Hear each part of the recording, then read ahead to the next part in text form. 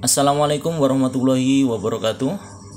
Baiklah, pada kesempatan kali ini saya akan membagikan sebuah tutorial bagaimana cara untuk wiring dari perangkat RFID Access Control AD2000M, sebuah akses kontrol standalone yang cukup murah ya. Jadi sebenarnya sudah include wiring diagramnya ya, tapi nanti akan saya jelaskan secara visual. Jadi kita lihat di terminalnya, di sini ada D1 dan D0, ini tidak saya pakai. Ini biasanya terhubung ke Wigen reader ya, Wigen reader. Jadi alat ini bisa ditambah reader, Wigen reader RFID. Kemudian open ini dihubungkan ke outdoor button atau push button ya, nanti dihubungkan ke push button. Kemudian door ini terhubung ke door sensor, ini tidak saya pakai. Bell plus dan min ini dihubungkan ke doorbell karena perangkat ini bisa untuk men-trigger doorbell ya. Ini ada tombolnya, kalau tombolnya dipencet, nah ini mengeluarkan tegangan sehingga akan bisa untuk mengaktifkan doorbell. Nah, kemudian selanjutnya ada COM itu nanti bersama NC dan NO ya, ini relaynya ya. Relay kan ada 3 kaki, COM, NC dan NO, terhubung nanti ke electric magnetic lock ya. Nah, baik. Kemudian push ini untuk push trigger untuk perangkat tambahan ya, untuk pengaman. Tidak saya jelaskan panjang lebar karena memang tidak saya pakai, tapi biasanya perangkat relay tambahan. Jadi nanti yang difungsikan relay tambahan, jadi relay internalnya tidak pakai. Jadi ketika ini dilepas orang, tetap pintunya masih aman terkunci. Kalau pakai relay internal ini kan, kalau ini dilepas orang, dipotong kabelnya, otomatis pintu atau lock terbuka. Kemudian ada ground dan 12 volt. Baik, itu saja untuk terminalnya.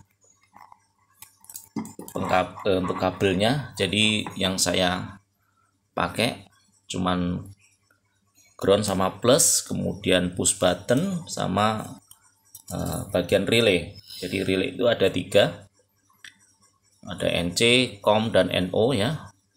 Ya, nanti ini dipakai atau dihubungkan tergantung jenis dari magnetic lock. Jadi magnetic lock itu ada 2 jenis, fail shift dan fail secure. Fail shift itu kalau tidak ada tegangan dia malah terbuka, tidak terkunci atau unlock. Contohnya banyak, IM lock, drop wall, dan lain-lainnya, itu umum digunakan ya. Kemudian kalau fail secure itu kalau tidak ada tegangan dia malah terkunci. Ya, ada strike lock. Contohnya ya, strike lock yang fail secure. Ini dia, saya nanti menggunakan yang fail secure ya. Jadi kalau dia tidak ada tegangan malah terkunci. Ketika ada tegangan dia malah release ya, unlock lah. Nanti saya menggunakan fail secure ya. Untuk fail safe, IM lock ya, drop wall yang banyak digunakan, itu nanti yang digunakan adalah NC dan COM ya. Nanti yang digunakan adalah NC dan COM.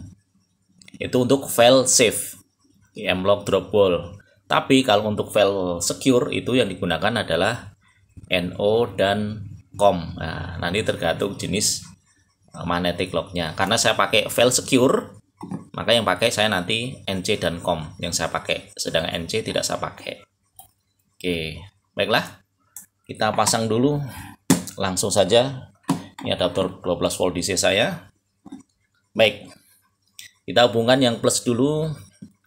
Nah, plus ini bersama plus dari akses kontrol bersama dengan plus dari magnetic lock kita satukan.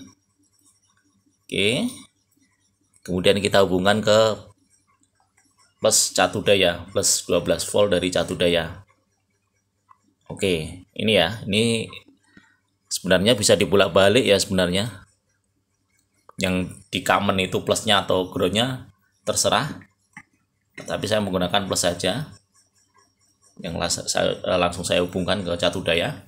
Kemudian ground, tentunya ground ini ke ground atau negatif dari perangkat akses kontrol kita hubungkan. Kemudian ke COM ya, saya menggunakan COM-nya negatif ya, ada juga yang plus ya, tapi saya menggunakan negatif. Jadi COM kita hubungkan ke negatif ground. Oke, satu lagi saya buat ini yang mengarah ke push button ya, karena push button itu ya, butuh ground juga. Oke, push button. Nah tentunya ini yang warna kuning nih, open switch ke push button, ke terminal satunya, kaki satunya dari push button. Oke.